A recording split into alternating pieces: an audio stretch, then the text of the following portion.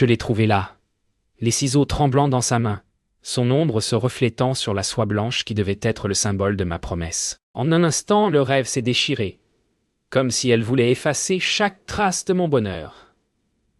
J'ai senti ma gorge se serrer, ma respiration devenir trop lourde pour un simple matin de mariage. Pourquoi la jalousie d'une femme peut-elle avoir le goût du venin? Pourquoi détruire ce qu'elle n'a jamais su aimer? Le tissu pendait éventré, pendant que mes larmes tombaient dessus, comme pour le recoudre avec ma douleur. J'ai voulu crier, mais le silence a été plus cruel que les mots. Et dans ce vide, une décision s'est formée. Je ne lui donnerai pas ce pouvoir. Pas aujourd'hui. Si elle pensait me voler mon éclat, elle allait assister à ma renaissance. Car parfois, la vengeance la plus douce, c'est la beauté qui survit aux ruines. Les minutes suivantes ont été un flou de bruit et d'orage contenu. Chaque couture arrachée semblait murmurer « Yoga, tu n'étais jamais la bienvenue. Yo, mais au fond, une idée s'est levée, brillante comme un éclat de verre. Si elle voulait me priver de ma robe, je la recréerais à ma manière. Je ne serais pas la mariée qu'elle avait imaginée, docile et reconnaissante. Je serais celle qui marche vers l'autel, non pas en soi, mais en feu intérieur. Chaque coup de ciseau était un battement de cœur. Chaque morceau tombé une part d'elle que je rejetais.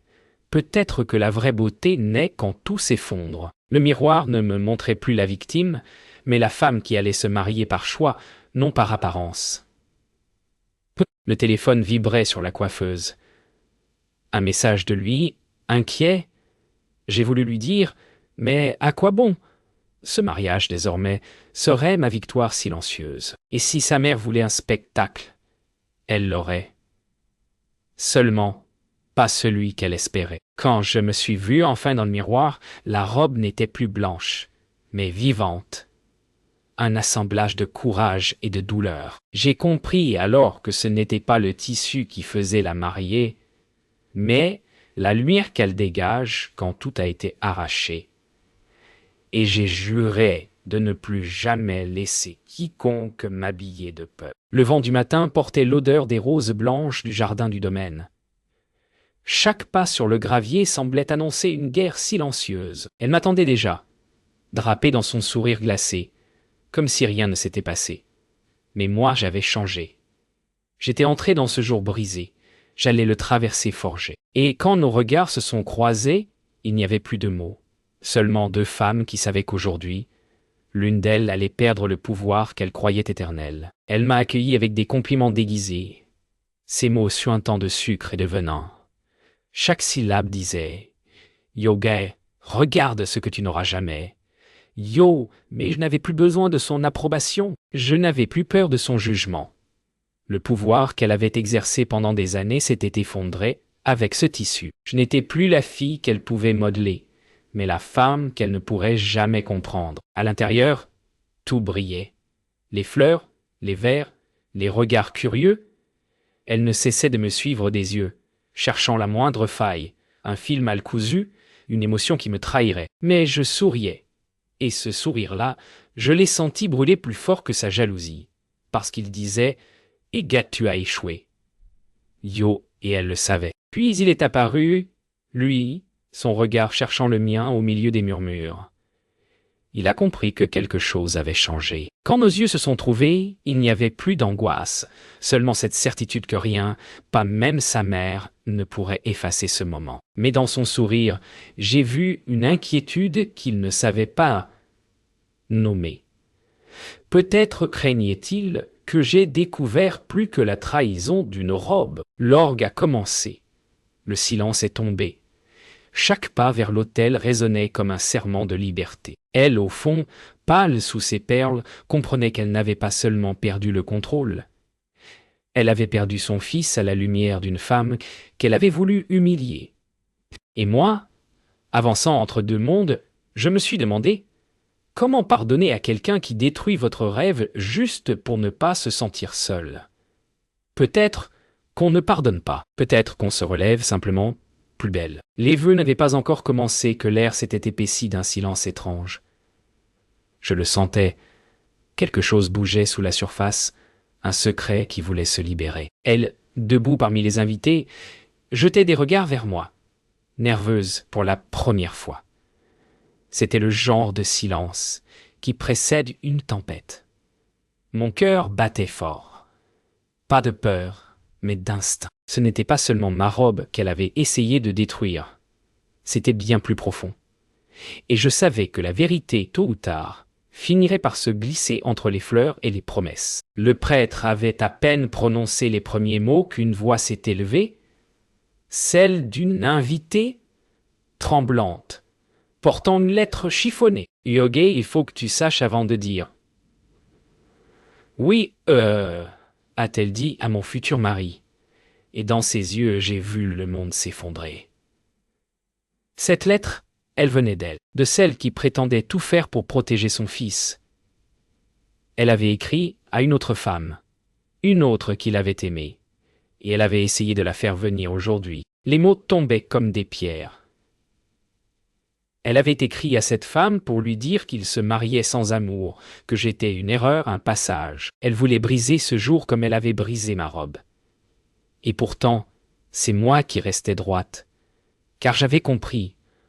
On ne peut pas humilier quelqu'un qui ne se cache plus. La honte, cette fois, changeait de camp. Je l'ai regardée, cette femme qui avait passé sa vie à tout contrôler. Et pour la première fois, elle n'avait plus de mots. Ses lèvres tremblaient. Ses yeux cherchaient une issue. Mais il n'y avait pas de fuite possible. Je n'avais pas besoin de colère. Le silence suffisait. Elle m'avait fait du mal, mais je venais de lui offrir le pire châtiment. La vérité nue devant tout le monde. Je me suis tourné vers lui.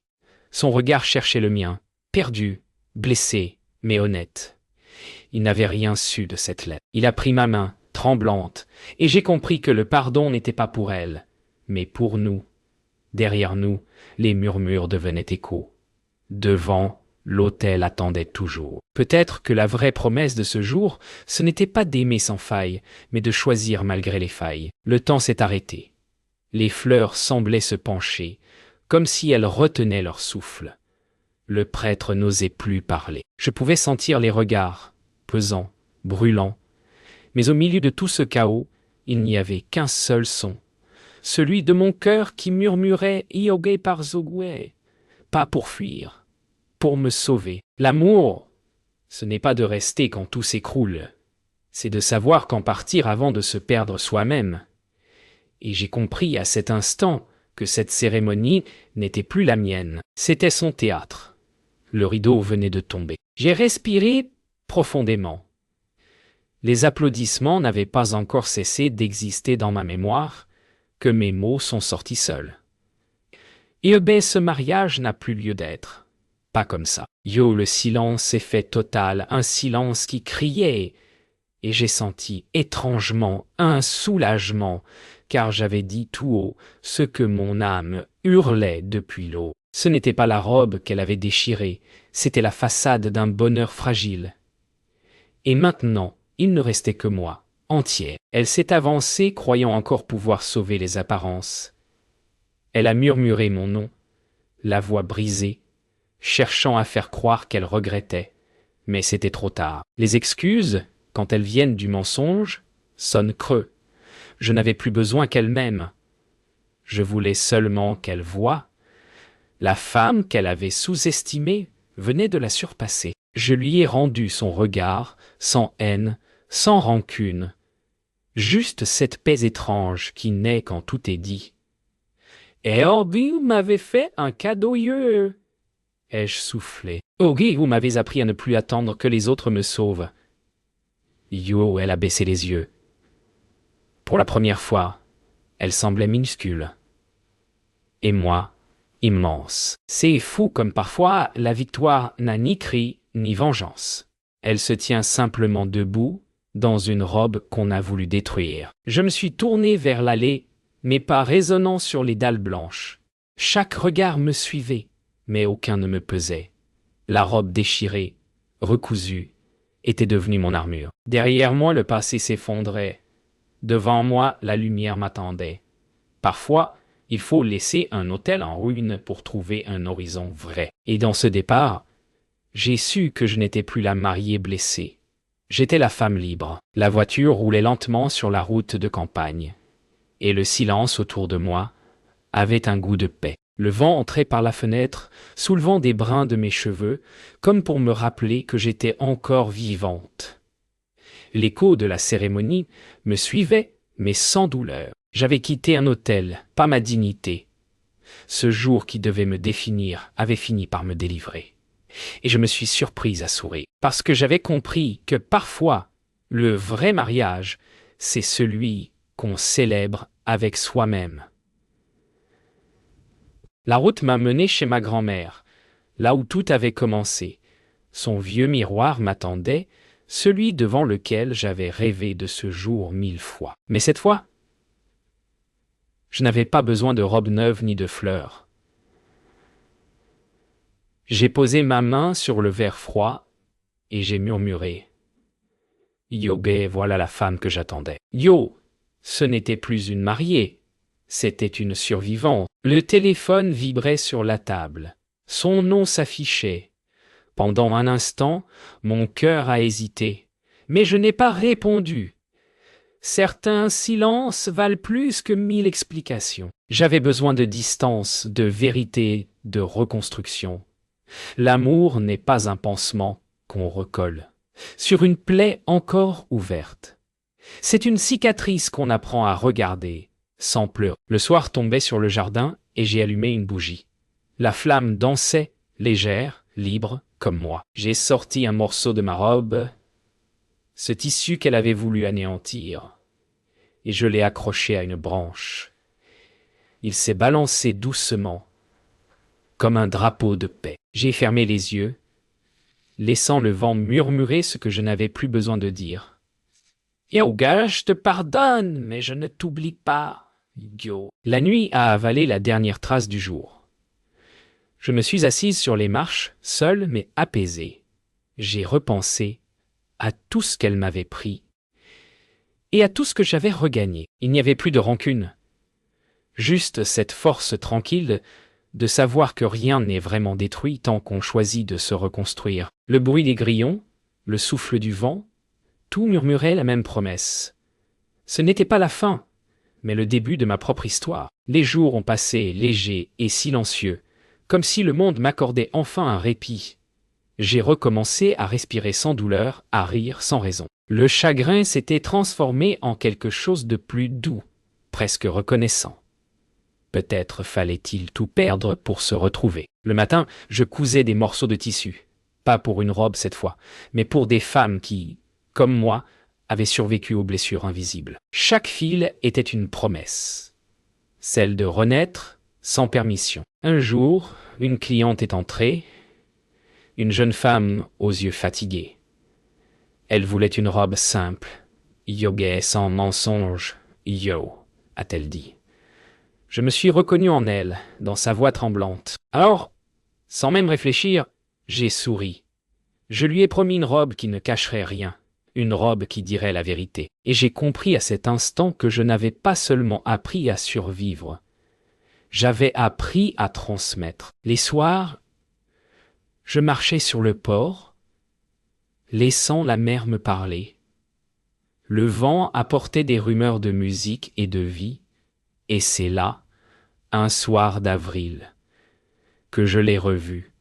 Pas lui, un autre. Un inconnu au regard calme qui n'a rien demandé, rien promis. Il a juste souri. Un sourire simple, sans attente, comme une main tendue vers l'avenir. J'ai senti mon cœur battre sans peur pour la première fois depuis longtemps. Il m'a parlé de voyage, de liberté, de recommencement. Rien d'excessif, juste la douceur d'un être qui n'a pas besoin de posséder pour comprendre. En l'écoutant, je me suis dit que peut-être aimer n'était pas recommencer la même histoire, mais en écrire une nouvelle avec un cœur réparé. Ce n'était plus une promesse d'éternité, mais une invitation à respirer ensemble. Ce soir-là, en rentrant, j'ai retrouvé le morceau de ma robe accroché à l'arbre. Il flottait encore, vieilli par le vent. J'ai souri, sans nostalgie. C'était le témoin d'une guerre que j'avais gagnée. non pas contre elle, mais contre ma propre peur. J'ai compris que le pardon, ce n'est pas oublier. C'est avancer sans laisser la haine nous retenir. Et j'ai soufflé, dans la nuit. Ego merci. Yo oui. Merci à la douleur. Pour m'avoir appris à aimer mieux. 1 an a passé. Les saisons ont lavé la colère, le chagrin, les restes d'amertume. Ce matin-là, j'ai reçu une lettre. Une écriture que je n'aurais jamais cru revoir. Elle voulait me voir. Pas pour m'excuser, disait-elle. Ego, mais pour comprendre. J'ai hésité. Puis j'ai souri. Parce que comprendre, c'est déjà une forme de paix. Alors j'ai accepté. Non pas pour elle, mais pour moi, pour refermer la dernière couture d'une robe invisible, celle de mon cœur. Quand je l'ai vue assise sur le banc du jardin public, elle m'a semblé plus petite, plus vraie. Les rides qu'elle cachait jadis racontaient une autre histoire. Celle d'une femme seule, prisonnière de sa peur de vieillir, de perdre, d'être oubliée. J'ai senti la colère retomber comme une poussière ancienne. On ne guérit pas les blessures en les rouvrant, on guérit en les regardant sans haine. Elle a parlé la première, sa voix tremblait mais elle ne mentait plus. Elle m'a dit qu'elle avait eu peur que je lui vole son fils, peur de disparaître de sa vie. Et en son aveu, j'ai entendu la détresse d'une femme qui n'avait jamais appris à aimer sans posséder. J'ai simplement répondu. Eh bien, je ne voulais pas le prendre. Je voulais juste qu'il me voie. Et dans ce silence, j'ai su que tout était terminé. Avant de partir, je lui ai tendu un petit morceau de soie. Le dernier bout de ma robe. C'est à vous maintenant. Je dis. Elle l'a pris, les doigts tremblants et a souri faiblement. Ce geste, simple et silencieux, valait plus que tous les pardons. C'était le signe que l'histoire ne se terminerait pas dans la haine, mais dans la lumière. Parce que même les cicatrices peuvent devenir des fleurs si on les arrose de vérité. Sur le chemin du retour, le vent soufflait fort. Mais il ne me faisait plus peur.